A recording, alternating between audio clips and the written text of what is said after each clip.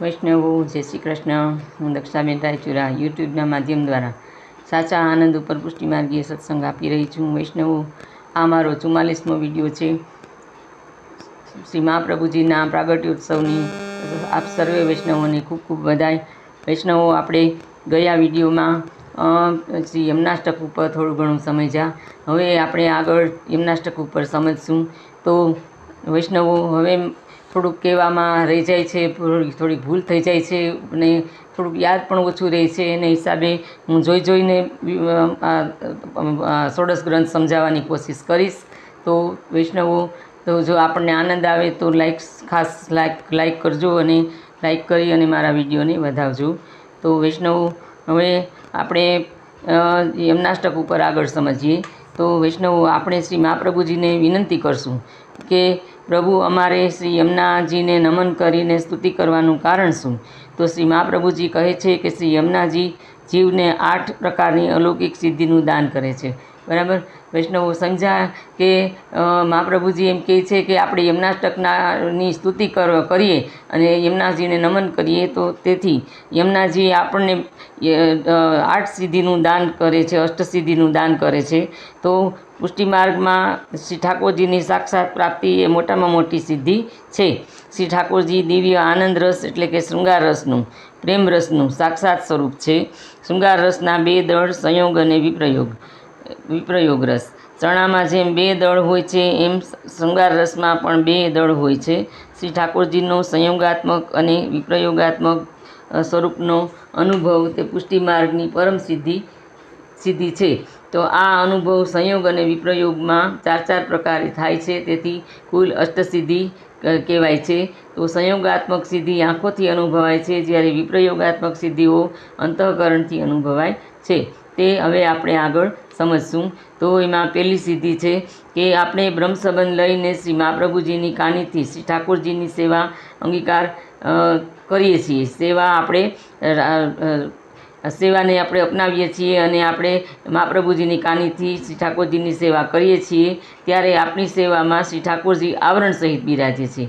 તો સમજ્યા વૈષ્ણવો કે આવરણ સહિત એટલે શું? કે આપણી સામે જે સ્વરૂપ છે જેની આપણે સેવા કરીએ છીએ તે સ્વરૂપ તો ભૌતિક છે, કે પિત્તળનું કે પછી કોઈ કાષ્ટનું કે એનું હોય તો તે સ્વરૂપ છે તે આવરણ સહિત બિરાજે છે એમ કહેવાય। તો આપણે લૌકિક શરીરથી અલૌકિક પ્રભુના સાક્ષાત દર્શન અને સ્પર્શ થઈ શકતા નથી। આપણને સાક્ષાત દર્શન ન થાય, કારણ કે આપણે જે ભૌતિક સ્વરૂપ છે એની સેવા કરીએ છીએ। એની ભીતર અલૌકિક સ્વરૂપ સાક્ષાત પૂર્ણ પુરુષોત્તમનું સ્વરૂપ જે બિરાજે છે તેને આપણે સેવા કરી અને બહાર પ્રગટ કરવાનું છે। આપણે ઠાકોરજીની ભક્તિ કરી અને આપણે એને બહાર પ્રગટ કરવાનું છે। એવી ભક્તિ કરવાની છે કે ઠાકોરજી એ સ્વરૂપમાંથી બહાર પ્રગટ થાય, એવી રીતના આપણે ભક્તિ કરવાની છે।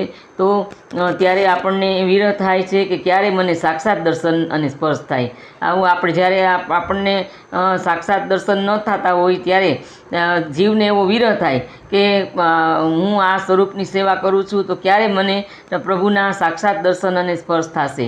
આવો વિરહ આપણને શ્રી યમુનાજીની કૃપાથી જ થાય છે। આપણે યમુનાજીને માં પ્રેમ ભાવ રાખીએ, ભક્તિ આપણે કરીએ, યમુનાજીની સ્તુતિ કરીએ, નમન કરીએ તો એની કૃપાથી, યમુનાજીની કૃપાથી આપણને એવો વિરહ થાય છે કે ક્યારે મને ઠાકોરજીના દર્શન થશે, ક્યારે મને ઠાકોરજીનો સાક્ષાત સ્પર્શ પ્રાપ્ત થશે, એવો આપણને વિરહ થાય છે। તો આ વિરહ જ્યારે ચરમસીમાએ પહોંચે ત્યારે શ્રી યમુનાજીની કૃપાથી દેહ છૂટ્યા પછી અલૌકિક દેહ પ્રાપ્ત થાય છે। તો અલૌકિક દેહ પ્રાપ્ત થાય છે જેને નવતનુ કહેવાય છે, અને તે જીવનો નિત્યલીલામાં સેવાનો અધિકાર પ્રાપ્ત થાય છે। કેટલાક વિશેષ કૃપાપાત્ર જીવો પર આ જન્મમાં જ એને એમ કે જ્યારે દેહ છોડે પછી જ પ્રાપ્ત થાય એવું નહીં। અમુક જે કૃપાપાત્ર જીવ ઉપર તો યમુનાજી આ જન્મમાં જ એની ઉપર એવી કૃપા કરે છે કે તેને ઠાકોરજીના સાક્ષાત દર્શન થાય છે। તો તેમના દેહ, ઇન્દ્રિયો અને અંતઃકરણને અલૌકિક બનાવી દે છે, અને આથી તેઓ આ જન્મમાં જ શ્રી ઠાકોરજીનો સાક્ષાત અનુભવ કરી શકે છે. આંખોથી અને અંતઃકરણમાં થતો આ દિવ્ય અનુભવ પ્રાપ્ત કરવા માટે મળતો અલૌકિક દેહ એ પ્રથમ પુષ્ટિ સિદ્ધિ છે. હવે બીજી પુષ્ટિ સિદ્ધિની વાત કરે છે કે ભગવદ્ લીલાનું દર્શન. આંખો અને અંતઃકરણ દિવ્ય બન્યા એટલે ભગવાનની સર્વ અલૌકિક લીલાઓનું દર્શન જીવને થાય છે. આ દર્શન આંખો પણ કરે અને અંતઃકરણમાં પણ થાય, દિવસના પ્રકાશમાં પણ થાય અને રાત્રિના અંધકારમાં પણ થાય. આ બીજી પુષ્ટિ સિદ્ધિ છે. તો ત્રીજું છે ભગવદ્ રસાનુભવ. માત્ર દર્શનથી પુષ્ટિ ભક્તને તૃપ્તિ થતી નથી. શ્રી યમુનાજીની કૃપાથી શ્રી ઠાકોરજી તેને પોતાની લીલાઓમાં સામેલ કરી એ લીલા રસનો આનંદ આપે છે. સાક્ષાત રસાનુભવ એ ત્રીજી પુષ્ટિ સિદ્ધિ છે. ચોથી પુષ્ટિ સિદ્ધિ કઈ છે તો કે સર્વાત્મ ભાવ. જીવનો પ્રભુમાં નિરોધ. નિરોધ એટલે પ્રેમ. નિરોધ એટલે પ્રેમ. જીવનો પ્રભુમાં નિરોધ થાય અને પ્રભુનો જીવમાં નિરોધ થાય તેમ થાય ત્યારે બંને એક પણ એકબીજા વગર રહી શકે નહીં. આવી સ્થિતિને સર્વાત્મ ભાવની અવસ્થા કહેવાય છે. તેમાં પ્રતિક્ષણ ભગવદ્ રસાનુભવ થયા કરે. ભક્ત બહારનું અનુસંધાન ભૂલી અને તેમાં જ એટલે કે ઠાકોરજીની ભક્તિમાં જ ડૂબેલો રહે. આ ચોથી પુષ્ટિ સિદ્ધિ છે. આ 4 પુષ્ટિ સિદ્ધિઓ સંયોગ અવસ્થામાં અનુભવાય તેમ વિપ્રયોગ અવસ્થામાં પણ અનુભવાય. આમ એકંદરે 8 પુષ્ટિ સિદ્ધિઓ શ્રી યમુનાજી જીવને આપે છે.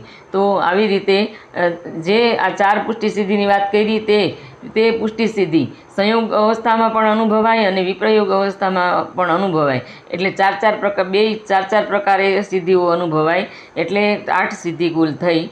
તો આ સાથે હું મારો આજનો આ વિડીયો શ્રીનાથજી બાવાના ચરણોમાં સમર્પિત કરું છું. જો આપને આનંદ આવ્યો હોય, ગમ્યો હોય તો લાઈક અને સબસ્ક્રાઈબ દ્વારા વધાવજો. જય શ્રી કૃષ્ણ.